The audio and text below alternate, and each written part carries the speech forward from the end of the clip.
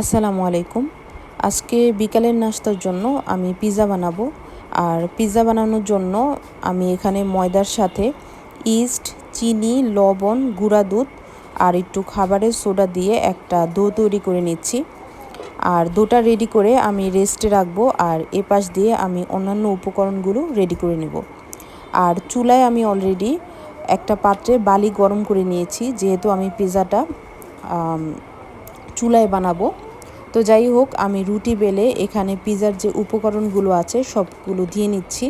তো এখানে tomato sauce দিয়েছি, আমি সব কিছু খুবই নর্মাল ইউজ করতেছি। আর এভাবে পিৎজা ট্রাই করে দেখবেন, যদি আপনার ডোটা ভালো হয় তাহলে পিৎজা অবশ্যই ভালো হবে, অনেকটা এই দোকানের মতো খেতে হবে। ট্রাই করে দেখবেন। তো পিৎজাটা রেডি করে তারপর আমি আগেই হিট করে রাখা প্যানে দিয়ে দিলাম।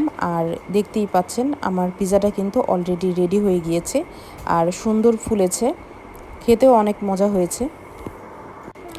আজকে এ পর্যন্তই, সবাই ভালো থাকবেন। আল্লাহ হাফেজ।